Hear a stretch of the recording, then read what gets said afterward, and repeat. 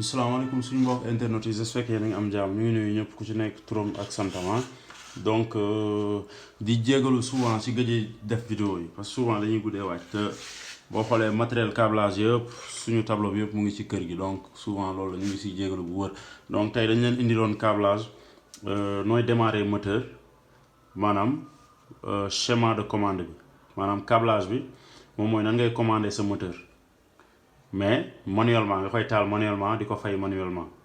ok donc loolu moom mooy objectif bi encore une fois élèves première année yi ñuy def industriel yow xam nga ne contacteur bon en fait contacteur boo xoolee contacteur triphasé la pour moteur ok on est d'accord léegi say entrée sa entrée courant à chaque fois say entrée puissance da ngay xool da ngay gis ne 1 la ak 3 1 waa 1 3 5 ñoom ñooy entrée puissance yi maanaam 3 fii li bokk ñett phase yi donc sortie bi fii day gis day am 2 4 ak 6 ñoom ñooy sortie bi yi commande bi la donc léegi maanaam dispositif bi gérer bobine bi léegi il faut nga exciter sa bobine pour nga mën a pour courant bi mën a jàll boo excité wul bobine bi courant bi du mën a jàll léegi nag interrupteur bi ma utiliser fii dafa am interrupteur moteur boo xamante ne 0 la ak 1 maanaam da ngay def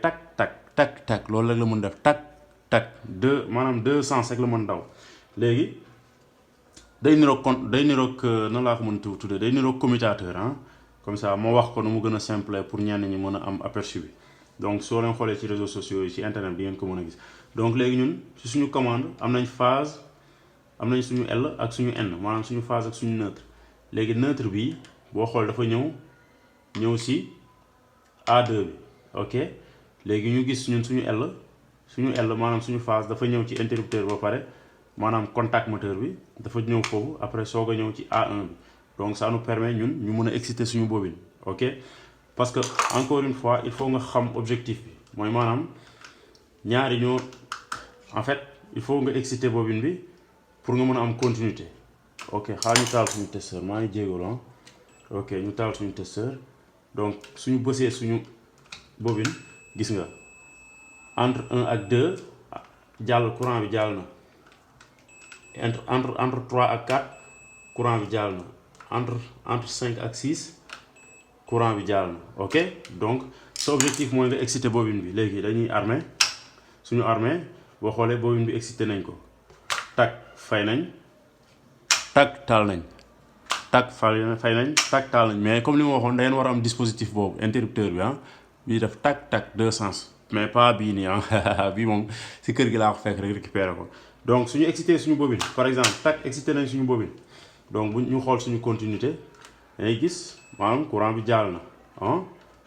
jàll na foofu gis nga fii tamit pareillement jàll na léegi moteur bu leen mës a fàtte moteur dafa war am dispositif de protection en amont en aval maanaam tey dispositif de protection bi mooy maanaam fii ci kaw fii dafa war am disjoncteur moteur loolu moom mooy obligation la da nga war a am sa disjoncteur moteur mais magnétothermique pour protéger contre les surcharges ok ak coupe-circuit ok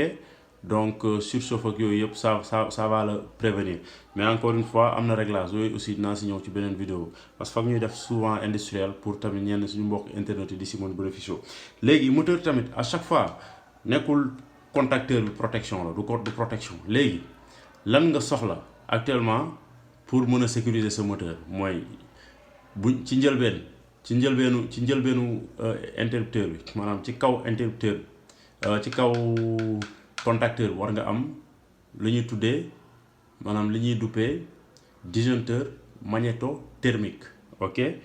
pour aar moteur bi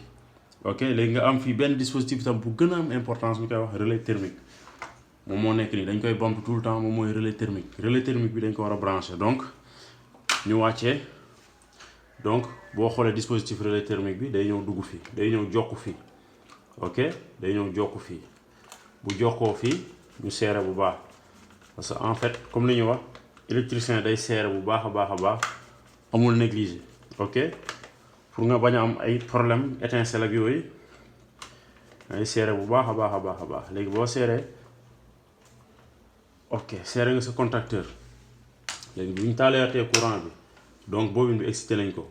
fay nañ ko excité nañ bobine bi léegi ñu continuer ñu xool suñu phase yi ndax ñu ngi gisee wala gisewuñu donc suñu relais thermique moteur fii lay branché wu ok suñu phase 1 jàll na suñu phase 2 aussi